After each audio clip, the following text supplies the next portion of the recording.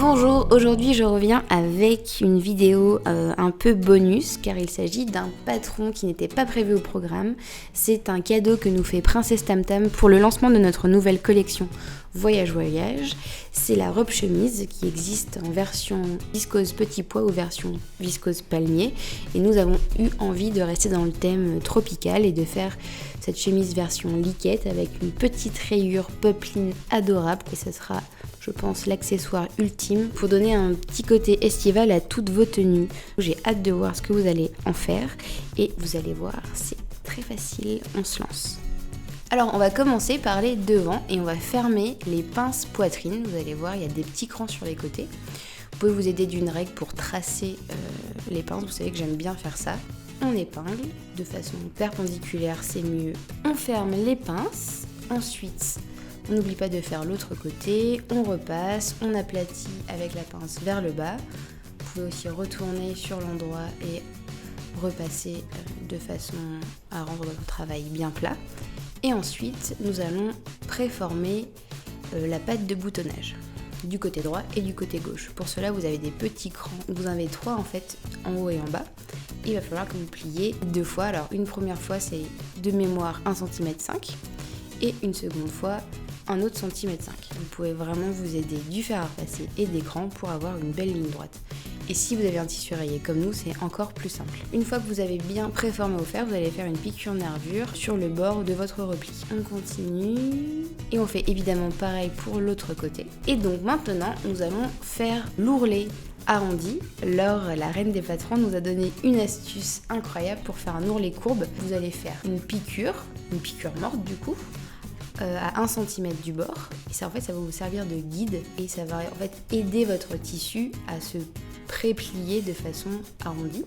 Donc faites votre piqûre à 1 cm du bord et ensuite avec l'aide du fer à repasser, vous venez, on va dire, plier une fois sur 1 cm et une seconde fois sur un autre centimètre. Il ne faut pas hésiter à faire des tout petits plis au niveau de la courbe, mais franchement je m'en suis vraiment pas mal sortie à l'aide de beaucoup d'épingles.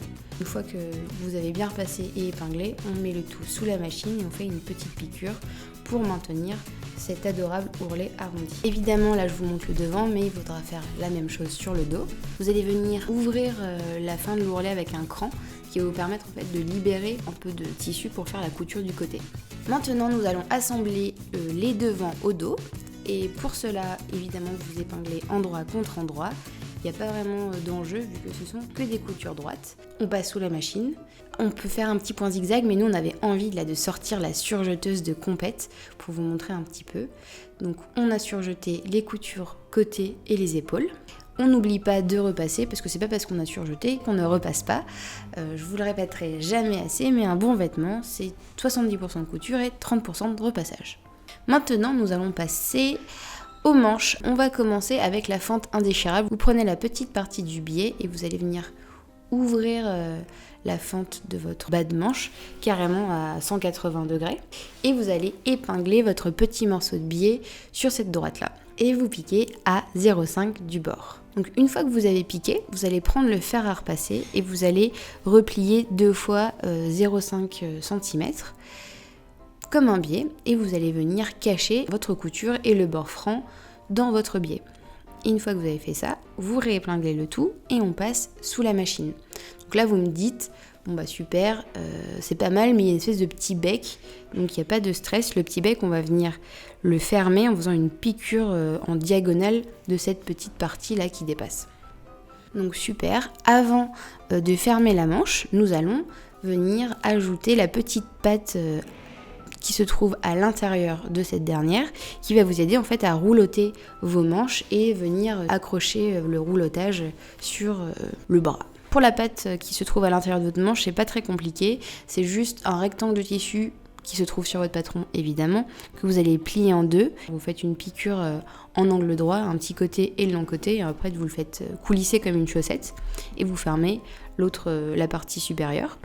Et ensuite vous venez le glisser exactement sur l'emplacement, sur l'endroit et vous venez piquer sur l'envers. Vous faites une petite piqûre un peu comme une croix, un petit carré et une croix à l'intérieur pour bien maintenir cette patte de boutonnage là. Et si c'est pas parfait, vous inquiétez pas, on va coudre un bouton absolument au milieu de cette croix. Donc comme ça cachera un petit peu la misère si vous avez été pas très à droite. Après avoir cousu la petite patte et cousu votre bouton, vous allez épingler le dessous de la manche et vous allez venir le piquer à 1 cm et évidemment surjeter. Et ensuite nous allons passer au poignet.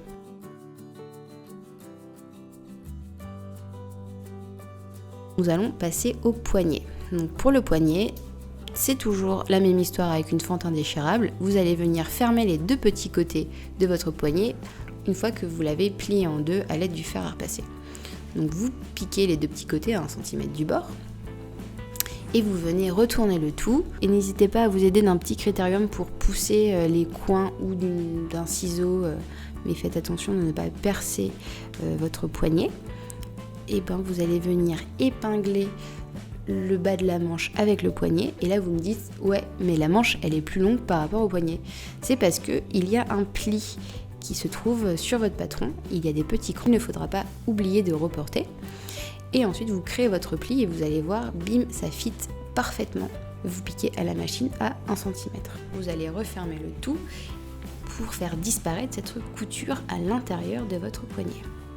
N'hésitez pas à repasser avec le fer pour bien aplatir votre pli dans l'autre sens. Et on passe le tout sous la machine. Et là vous vous dites, ah c'est difficile des fois le démarrage parce qu'il y a trop de tissu. Et je vais vous donner une astuce qui a aussi révolutionné ma vie comme pour les courbes. C'est vraiment le Big Bang ce tuto. C'est qu'il faut tirer sur les 2 petits fils du démarrage et vous entraîner comme ça tout de suite le tissu. Et plus besoin de faire une espèce de bourre à quelques centimètres du début de votre couture. Et on va laisser ça tranquille 2 secondes parce qu'on va s'attaquer au col. Alors le col, on en a monté des pelles aussi, mais on reprend doucement et vous allez voir c'est beaucoup plus simple qu'il n'y paraît. Donc vous prenez les 2 cols et vous les épinglez endroit contre endroit et vous allez venir faire une piqûre sur les petits côtés et le côté le plus long. Donc hop, on fait une espèce de couture en U. On n'oublie pas de descendre l'aiguille avant de faire un petit virage pour que l'angle de votre col soit bien net et on vient dégarnir les angles en coupant mais pas trop près du bord.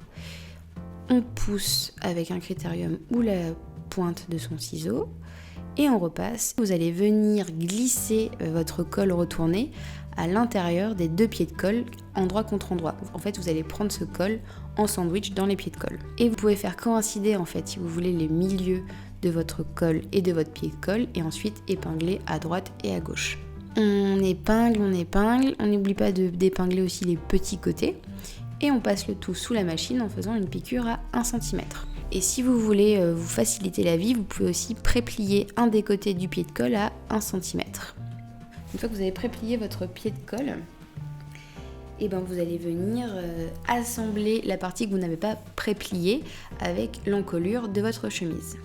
Vous épinglez endroit contre endroit et vous venez mettre pas mal d'épingles. Normalement il n'y a pas d'embu, il n'y a pas de sujet. Vous pouvez aussi vous aider du milieu dos et du milieu du pied de colle pour les faire coïncider et épingler vers la droite et puis vers la gauche ou inversement.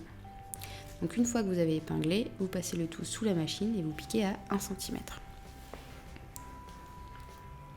Votre petit prépli du pied de colle va coïncider parfaitement et ça fait exactement en fait comme le poignet. Donc là vous commencez à être habitué à prendre en sandwich le tissu et maintenant nous allons passer aux emmanchures. Donc on va récupérer vos manches précédemment montées et on va venir les épingler sur les emmanchures.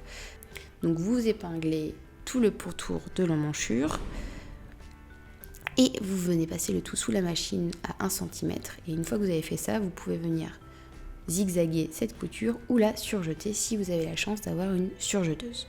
Maintenant qu'on a cousu ces manches et qu'on les a bien repassées, nous allons coudre les petits passants sur les côtés car il va y avoir une jolie petite ceinture coupée en biseau.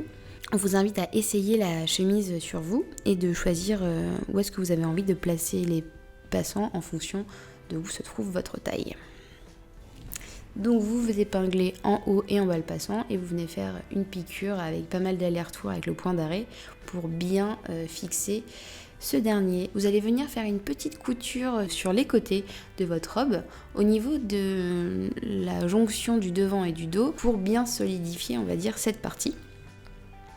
Et ensuite, vous allez venir coudre les boutons et faire les boutonnières sur la patte de boutonnage. N'oubliez pas le petit bouton qui se trouve sur votre poignet et les boutonnières qui sont sur les petits passants à l'intérieur de vos manches.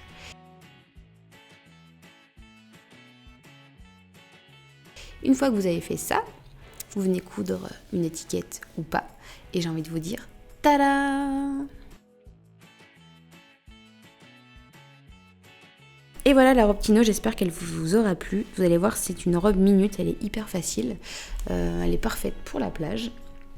Moi, c'est sûr que je peux la porter à la ville comme à la plage, ouverte ou fermée, sur un jean ou sans rien. Mais je pense qu'elle est peut-être un poil courte pour la porter sans rien.